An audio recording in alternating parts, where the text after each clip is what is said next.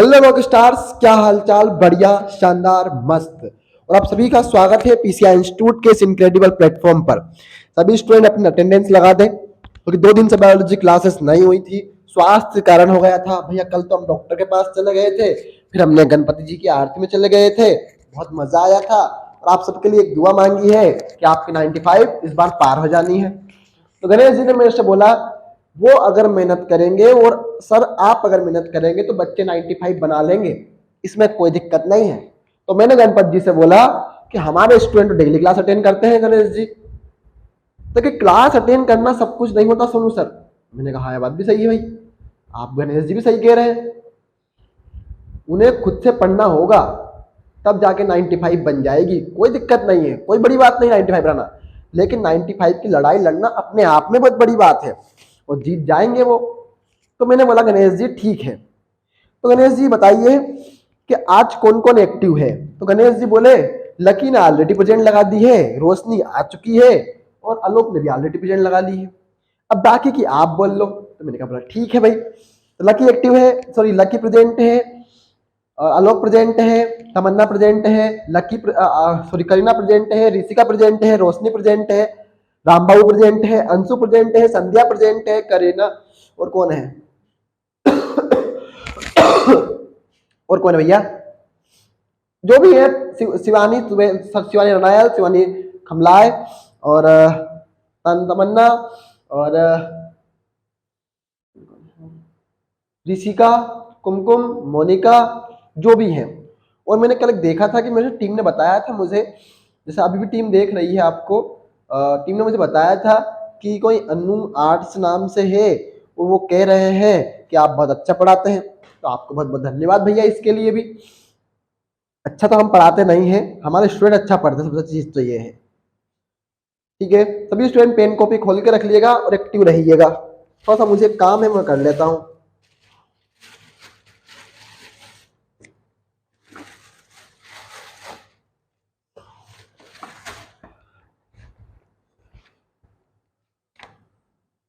और हमसे बोला गया था अभी थोड़ी देर पहले, किसी में स्टूडेंट से बात हुई थी, उन्होंने बोला था कि सर 2 और 3 4 एक बार फिर करवा दीजिए। करवा देंगे, पहले ये लेसन कंप्लीट कर लेते हैं अपन, फिर उसके बाद वो कर लेंगे। एक बार पूरा रिवीजन करवा दूंगा मैं उनको, पूरा पूरा, कोई दिक्कत नहीं है।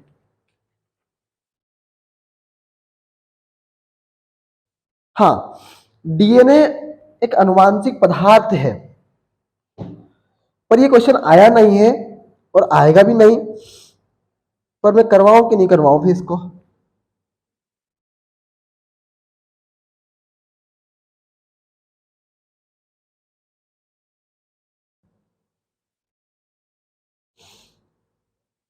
देने दो, फिर जब नहीं आया तो फिर क्या ही करवाएंगे इसको। नहीं आया सर, करवा दो आप, तो क्या दिक्कत है इसमें। ठीक है भैया, कर लो, मुझे क्या दिक्कत है, मार कर ले आन दो भैया। सभी स्टूडेंट रेडी रहेंगे। All the very best student. Class थोड़ी लेट स्टार्ट हुई है, शायद नहीं हुई, टाइम पे स्टार्ट है, बिल्कुल ठीक है, टाइम पे स्टार्ट है भैया। और अभी 9:05 ही हो रहे हैं, ज़्यादा कुछ नहीं हो रहा है। ठीक है,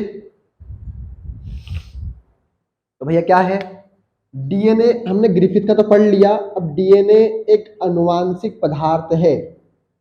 कौन भैया, डीएनए एक अनुवांशिक पदार्थ है। हर्षे एवं चेज के प्रयोग द्वारा समझाइए। हर्षे व चेज, चेज मतलब चेस, के प्रयोग द्वारा समझाइए।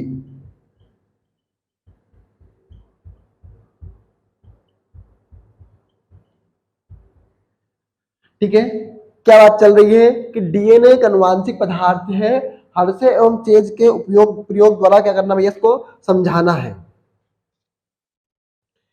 डीएनए, उत्तर लिखो भैया, समझा देंगे बाद में, पहले समझ उत्तर लिख लेते हैं। डीएनए एक अनुवांशिक पदार्थ है, अनुवांशिक पदार्थ है। यह बात, सॉरी, इसके बारे में सुस्पष्ट प्रमाण, सभी स्टूडेंट नोट करते चले मेरे साथ साथ, प्रमाण हर्षे वह चेज ने दिए। जो भी आपको दिक्कत है आप मुझसे बोल सकते हैं, कोई दिक्कत नहीं है। मैं इसीलिए कुछ टीम बोल देती है आपसे, जैसे कल आलोक ने डाउट पूछा केमिस्ट्री में कि सर संक्रमण धातु, तो उन्होंने बोल दिया कि आप सर से व्हाट्सअप कर लेना, सर से आप पूछ लेना। फिर मैंने बताया कि सर आलोक को डाउट था, मैंने ठीक है भैया अगले दिन उससे व्हाट्सएप पे पूछ लिया, आलोक कोई डाउट था, क्या दिक्कत है? हम आपसे पर्सनली कनेक्टेड है, तो कोई दिक्कत नहीं है भैया। हर से इसका मुझसे स्पष्ट बना, हर से उन चीज के प्रयोग से हुआ।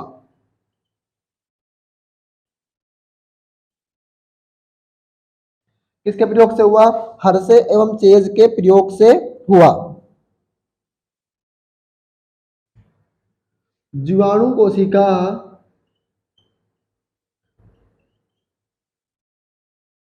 जीवाणु कोशिका विषाणु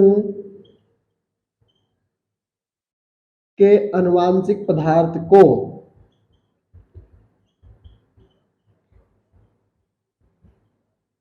अपना समझने लगते हैं।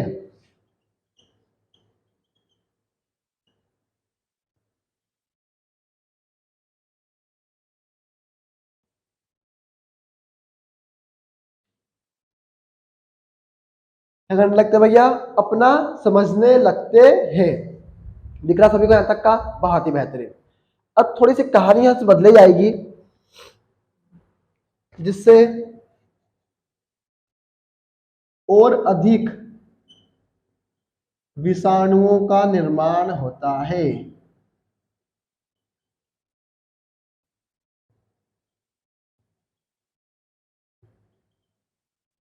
मैं 2 इंजेक्शन लग चुके हैं ऑलरेडी, कोई दिक्कत नहीं है उससे।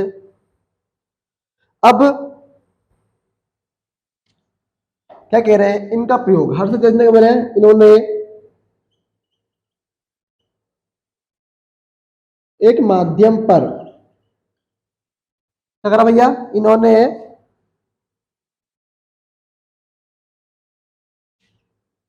कुछ विषाणुओं को ऐसे माध्यम पर उत्पन्न किया। क्या बात कर रहे हैं हम? कि इन्होंने, जो कौन है इन्होंने, मतलब हर्षे एवं चेज ने कुछ विषाणुओं को ऐसे माध्यम पर उत्पन्न किया कि एक को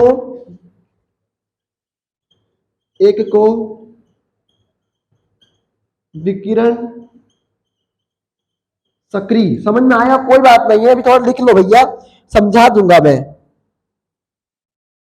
जिसमें एक को विकिरण सक्रिय फास्फोरस, क्या भैया? फास्फोरस की उपस्थिति में पैदा किया।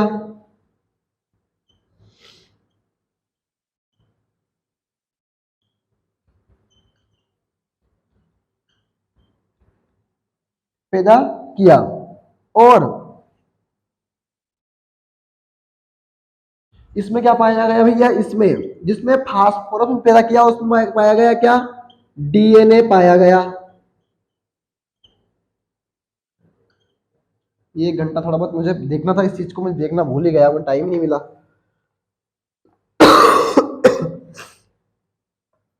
जबकि समझा दूंगा भैया, सक्रिय विकिरण प्रोटीन नहीं पाया गया। जबकि सक्रिय सक्रिय विकिरण प्रोटीन नहीं पाया गया। बात कर रहे हैं किसकी? फास्फोरस की। एक विषाणु को उन्होंने फास्फोरस के साथ क्या करा भैया? उत्पन्न किया। तो जिस फास्फोरस की उपस्थिति में पैदा किया तो डीएनए पाया गया, और जब डीएनए आ गया तो प्रोटीन का तो कोई काम है ही नहीं। हमें याद पता है कि वायरस में आरएनए और प्रोटीन होता है। वायरस का जो संगठन होता है उसमें प्रोटीन और आरएनए होता है, डीएनए में नहीं होता है। जहां डीएनए आ गया वहां पे प्रोटीन का तो कोई रोल ही नहीं साहब। ठीक है? अब ठीक इसी तरह याद रखना यहां से, क्योंकि डीएनए में फास्फोरस होता है, अभी हाल बता चुका हूं ऑलरेडी। फास्फोरस होता है, प्रोटीन नहीं होता है। दो चीजें रखी है उन्होंने, प्रोटीन नहीं होता है। इसी तरह से विषाणु जिसे विकिरण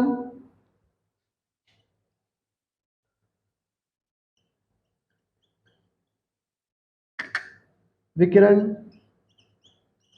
सक्रिय सल्फर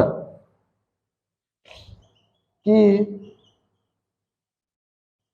उपस्थिति में पैदा किया। मुस्कान एक्टिव है? मुस्कान, हाँ बोलो। पैदा किया, इसमें सक्रिय प्रोटीन पाई गई।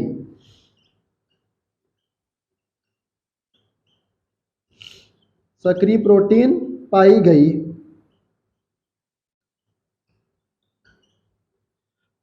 क्या भैया, क्या पाई गई? सक्रिय प्रोटीन पाई गई, जिसमें डीएनए विक्री, डीएनए नहीं था, डीएनए सक्रिय नहीं था। अर्थात क्या भैया, डीएनए में सल्फर नहीं मिलता है, क्योंकि डीएनए में क्या होता भैया, सल्फर नहीं मिलता है। तो ये था हमारा कौन सा, हर्षे एवं तेज का प्रयोग। क्या था भैया, हर्षे एवं तेज का प्रयोग। और मैंने आपसे बोला था कि 2 क्वेश्चन आपके बच्चे हुए हैं इस लेसन के, और इनसे अगर पेपर बाहर नहीं आना है, पहली बात तो हमने बोला है डीएनए एक अनुवांशिक पदार्थ है, इसके सुस्पष्ट, आप सुन लो ध्यान से, पेन को भी बड़ा बगल में रख दो। तैयार है सभी? बहुत बढ़िया। हमने बात करी किसकी, हर्षे एवं तेज की। इन्होंने बोला भैया इनका सिस्टम क्या था, इन्होंने डीएनए के अनुवांशिक पदार्थ होने के सुस्पष्ट प्रमाण दिए। इन्होंने बोला कि भैया क्या होता है, थोड़ा सा पढ़ लेते हैं। अब जीवाणु कोशिका विषाणु के अनुवांशिक पदार्थ को अपना समझने लगते हैं, इससे और अधिक विषाणुओं का निर्माण होता है। यह बात किसने बताई भैया, हर्षे एवं चेज ने। इन्होंने क्या करा, सक्रिय फास्फोरस, क्या करा इन्होंने, देखो वही लिया ना, सक्रिय, इन्होंने एक को विकिरण सक्रिय फास्फोरस की उपस्थिति में उत्पन्न किया, तो उसमें क्या मिला भैया, डीएनए मिला, प्रोटीन नहीं मिला। फिर इन्होंने दूसरा क्या करा, सक्रिय विकिरण को सल्फर की उपस्थिति में उत्पन्न किया, तो इनको वहां पे क्या मिला, प्रोटीन मिला, डीएनए नहीं मिला, क्योंकि डीएनए में सल्फर होता ही नहीं है। समझ में आ रहा है? नहीं समझ में आ रहा तो मेरी बात सुनो। मान लो हमारे पास डस्टर है, हमारे पास क्या भैया, डस्टर है। अब मैंने क्या करा भैया, इस पर फास्फोरस डाला, तो इसका कलर बदल जाएगा। क्या करा भैया, इसका कलर बदल जाएगा। अब हमने बताया है कि यह क्या है, कि अनुवांशिक पदार्थ है। इसके बारे में सोच प्रमाण कौन दे रहे हैं, आपके सोनू सर दे रहे हैं। सोनू सर ये कह रहे हैं कि हमने इसको उत्पन्न, एक विकिरण सक्रिय ले लिया, मान लो गादी में निकाल दूंगा बाहर इसकी, और मैं करूंगा एक विकिरण सक्रिय ले लूंगा और इसे फास्फोरस की उपस्थिति में उत्पन्न करूंगा। तो इसमें क्या होगा भैया, क्या होगा भैया इसमें, इसमें यह होगा कि क्या होगा भैया इसमें, तो ये एक डीएनए है, इसमें प्रोटीन नहीं पाया है, क्योंकि इसमें पता है कि इसमें फास्फोरस है, प्रोटीन नहीं हो सकता। और डीएनए ही एक ऐसा अनुवांशिक पदार्थ है जिसमें फास्फोरस होता है, आरएनए में कोई फास्फोरस नहीं होता है। फिर दूसरा है आपका चश्मा। अब ये सल्फर है, अब मैं इसको एक विकिरण सक्रिय की उपस्थिति में क्या करूंगा, इसको उत्पन्न करूंगा, तो इसमें प्रोटीन पाया जाएगा। क्या पाया जाएगा, प्रोटीन, जो कि डीएनए में प्रोटीन नहीं होता है, डीएनए में सल्फर नहीं होता है, अर्थात वो क्या है आपका, प्रोटीन है, आरएनए है। तो पहले के जो लोग समझते थे कि अनुवांशिक पदार्थ डीएनए नहीं है, प्रोटीन है, तो उनकी मिथ्या और उनका दोष गलत हो गया यहाँ पे। ठीक है, नोट कर लो फटाफट।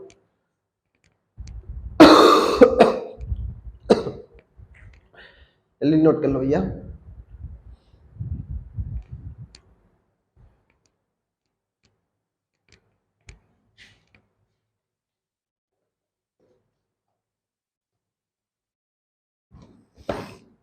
सर आप हटेंगे तो नोट करेंगे, कर लो भैया, ठीक, क्या दिक्कत है।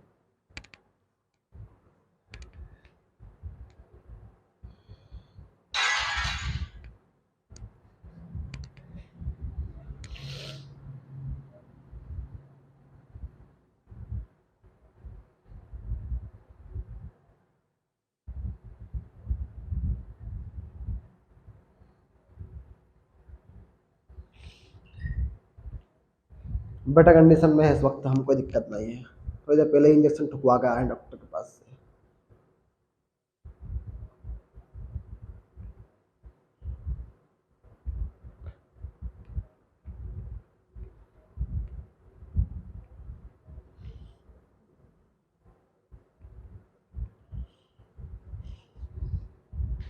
हो गया नोट? सभी का नोट हो गया भैया? नोट नोट नोट लिखो जल्दी कमेंट में, जल्दी लिखो नोट कमेंट में। और बहुत जल्दी खुशखबरी मिलने वाली है आपको, जल्दी ही एलईडी स्क्रीन आने वाली है और आप सभी कमेंट्स दिखेंगे। ज़्यादा बड़ी एलईडी स्क्रीन नहीं ला रहे हैं, लगभग बस इतनी बड़ी ला रहे हैं भैया कि आपके कमेंट को मैं अच्छे से पढ़ सकूं, तो लगभग इतनी बड़ी लाएंगे बस, मैं इतनी बड़ी, ताकि मैं उसे यहाँ पे रख सकूं टेबल पे और मैं यहाँ पे कमेंट बॉक्स को पढ़ सकूं। तो वो लगभग 8 7:30 या आएगी, कम से कम 4 साढ़े 4 हज़ार तक की आएगी बस। हाई टीवी देखी होगी तुमने एलसीडी वाली, इतनी बड़ी लाना है बस।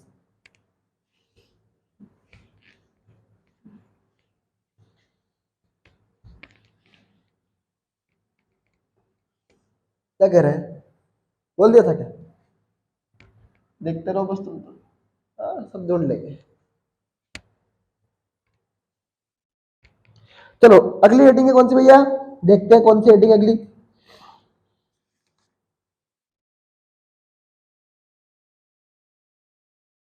जेनेटिक कोड करवा दिया है मैंने, कोई दिक्कत नहीं है। अनुलेखन किसे कहते हैं ये भी समझा दिया है मैंने। अनुलेखन क्या है भैया? डीएनए द्वारा एंजाइम, डीएनए द्वारा एमआरएनए का संश्लेषण अनुलेखन कहलाता है। क्या कहलाता है? अनुलेखन कहलाता है। जो कौन उत्प्रेरित करता है? RNA polymerase enzyme. याद रखना, डीएनए से अगर एमआरएनए बना तो उसमें एक एंजाइम होता है, कौन भैया? RNA polymerase. अगर ना लिखा हो तो लिख लो इसको, ये पूछा गया पेपर में।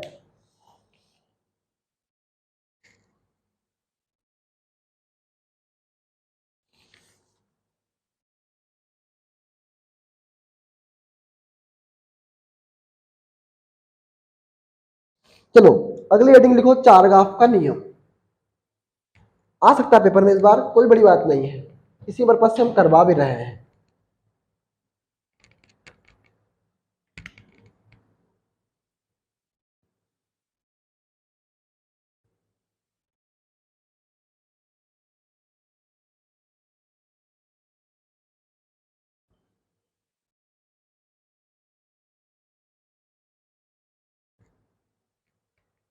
ठीक है, अब हम पढ़ते हैं थोड़ा सा। इन्होंने क्या बताया? इरविन चारग्राफ ने, इरविन चारग्राफ ने बताया कि एडेनिन, अब आप इसको हिंदी में लिख दो इंग्लिश में लिख दो, एक ही बात है। एडेनिन, थाइमिन तथा ग्वानिन, साइटोसिन का अनुपात, क्या वह किसका अनुपात? एडेनिन, थाइमिन, ग्वानिन और साइटोसिन के बीच का अनुपात, ये गलत लिख दिया मैंने, के बीच का अनुपात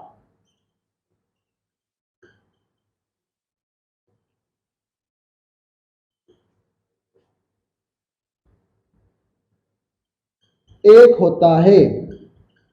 क्या होता है भैया? एक होता है। अब क्या भैया?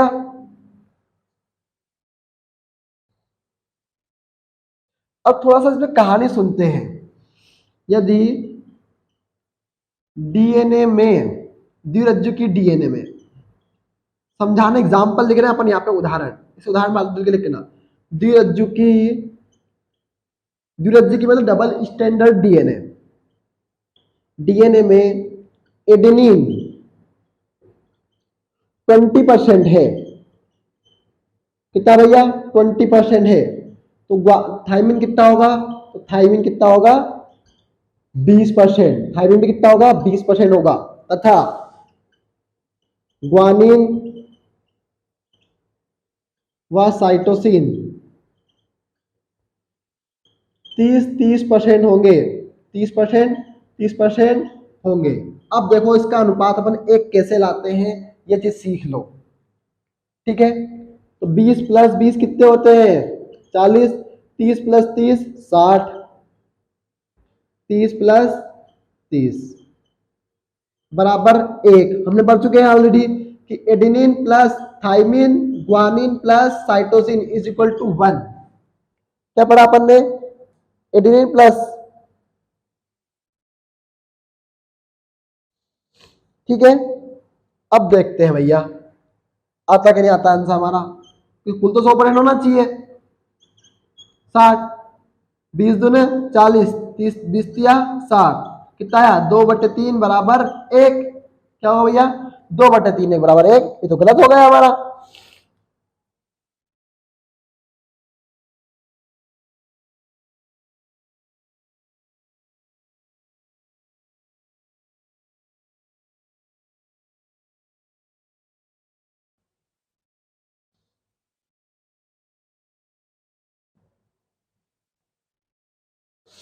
तो गलत कह रहे भैया, मान लो मैंने बोल दिया कि एडेनिन कितना भैया 20% है। कितना एडेनिन 20%, मुझे सब पता है कि यहाँ तो समझ में नहीं आया होगा किसी को भी, 20% है। तो भैया एडेनिन अगर 20% है तो थाइमिन कितना है बताओ, 20% ही होगा।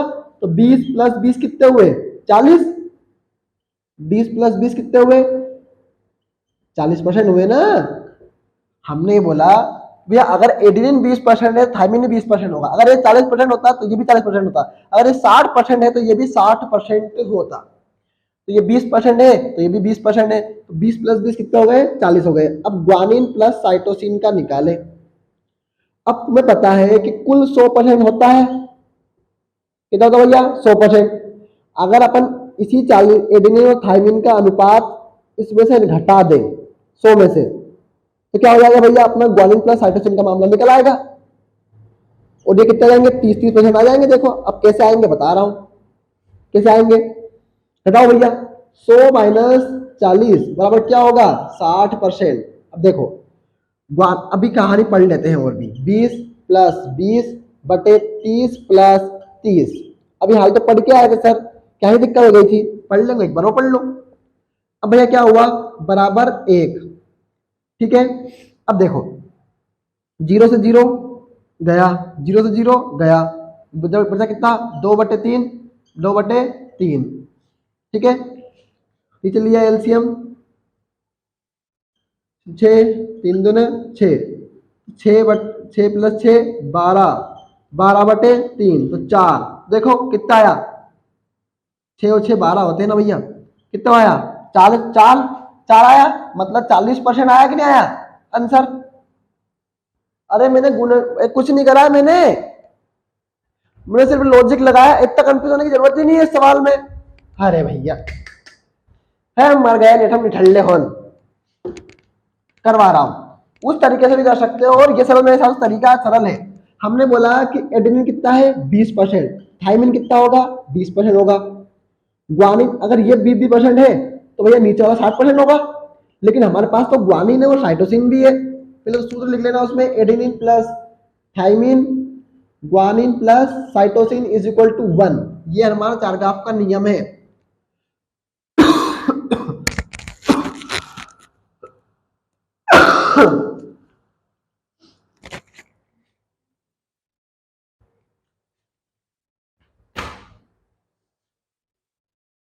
पानी पी लेने दो भैया थोड़ा सा,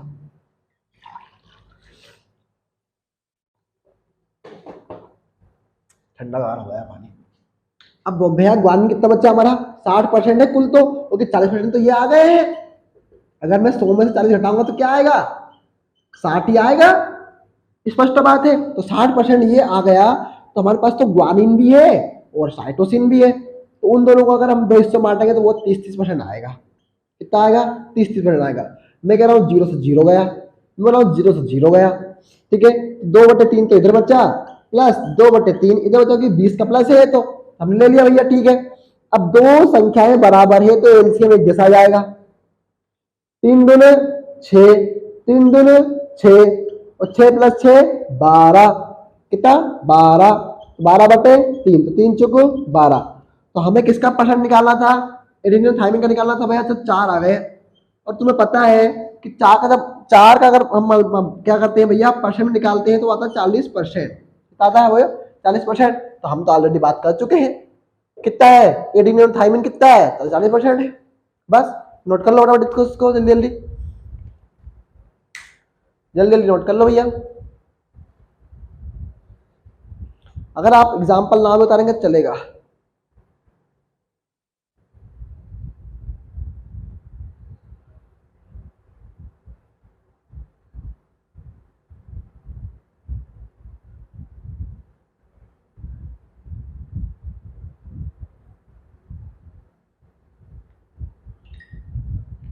फिर बीमार है तो मैं समझा नहीं पा रहा हूँ, इतना अच्छा समझाना चाहता हूँ जो मैं यार।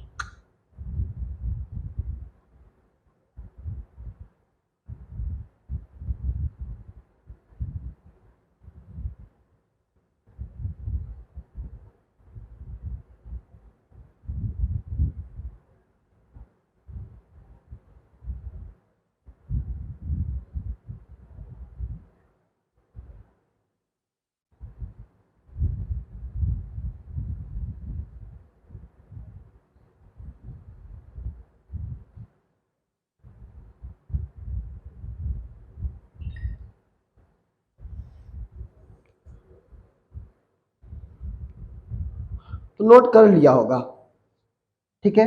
तो आगे बढ़ते हैं और थोड़ा बहुत पढ़ते हैं और भी। मुझे लगता नहीं कोई बच्चा है इस लेसन में अब ऐसा कुछ।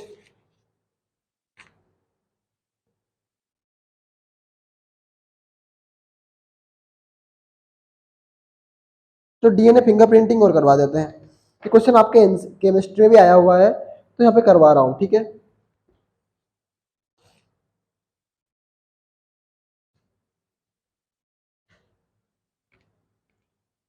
मेरा हाथ लचक गया एकदम, बिल्कुल बहुत तेज दर्द होता है।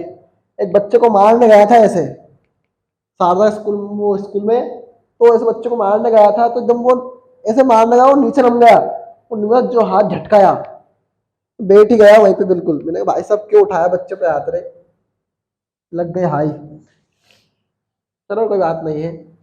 अगली हेडिंग क्या है भैया, डीएनए फिंगरप्रिंटिंग। क्या है भैया अगली हेडिंग, डीएनए फिंगर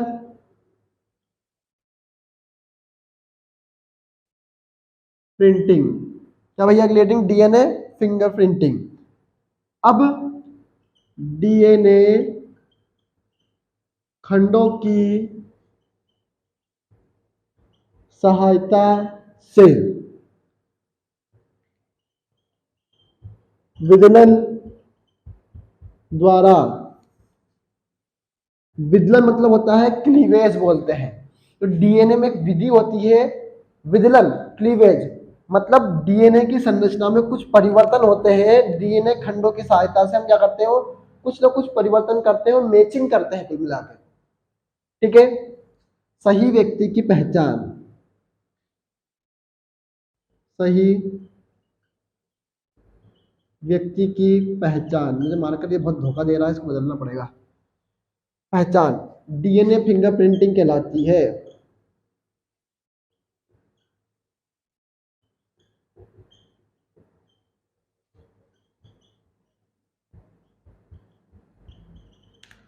क्या भैया, डीएनए फिंगरप्रिंटिंग कहलाती है। इसका आविष्कार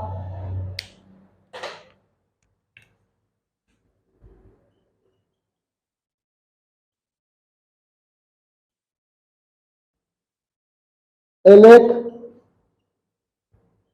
जेफरीज ने किया था।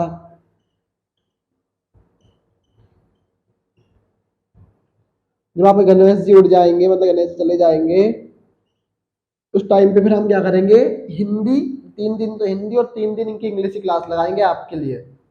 तो हम क्या करेंगे, इंग्लिश में ग्रामर पढ़ाएंगे 35 नंबर की जो आती है आपको, उसमें पूरी ग्रामर मैं पढ़ाऊंगा आपको। और हिंदी की कुछ ना कुछ करेंगे, टीचर लाएंगे या फिर मैं ही हूँ अवेलेबल। तो कुल मिला के हम हर 3 दिन हर 3 दिन में अब आपको 7 बजे से 10 बजे तक लेके बैठना ही पड़ेगा आपका। कौन कौन स्टूडेंट इस बात के लिए रेडी, कौन कौन, अच्छा एक बात बता दो, मैं देख लूंगा, मुझे टीम बता देगी कमेंट कमेंट वगैरह कौन कौन स्टूडेंट हिंदी और इंग्लिश के लिए तैयार है, बताइए। क्योंकि देखो 95% में हर सब्जेक्ट का पूरा पूरा योगदान रहता है। ऐसा नहीं है कि किसी एक सब्जेक्ट को छोड़ देंगे तो 95 बन जाएगी, नहीं भैया, हर सब्जेक्ट को प्रॉपर तरीके से और हर सब्जेक्ट को प्रॉपर टाइम देके पढ़ना पड़ेगा। कौन कौन तैयार है जल्दी जल्दी कमेंट करो, मैं देख लूंगा, टीम देख लेगी, टीम मुझे बता देगी सर इन्होंने इतने कमेंट किया था, अगर ज्यादा कमेंट रहे तो ठीक, अगर कम रहे तो भैया जय श्री राम। ठीक है, पढ़ने में दिक्कत है क्या, पढ़ा हम भी रहे पढ़ा वो भी रहे।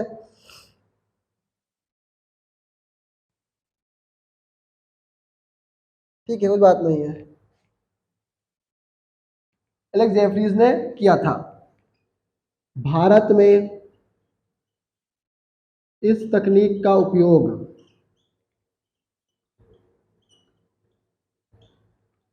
1989 में विवादास्पद माता माता पिता की पहचान के लिए किया था।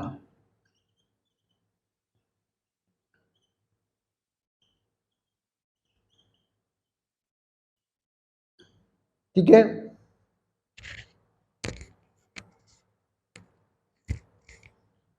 डीएनए फिंगरप्रिंटिंग, लिखना भैया ये भी, डीएनए फिंगरप्रिंटिंग की प्रयोगशाला हैदराबाद में स्थित है।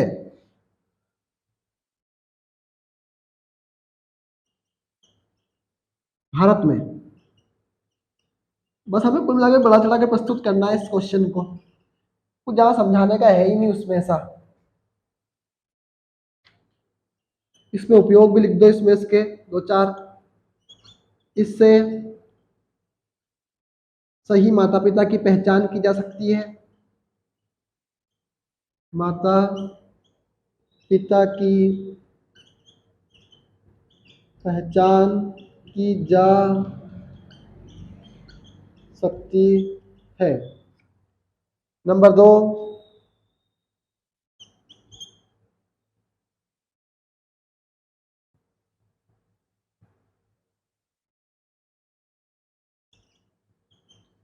बलात्कार बलात्कारी बलात्कार जैसे केसों में,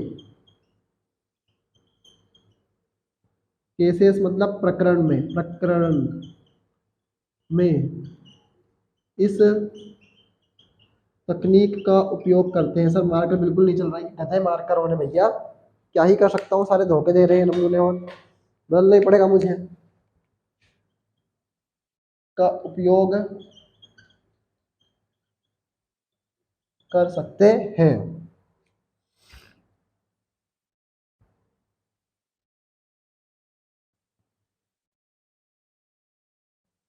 बस 2 ही रहने दो, बहुत है, 2-3 नंबर में आएगा और आता तो है नहीं वैसे। और कितना बच्चा है लेसन, और कुछ है क्या इसमें, और दिन से तो आपको पता ही है, डीएनआर ने तो मैंने करवा दिया है। ठीक है, लेसन खत्म है। ठीक है, लेसन खत्म है।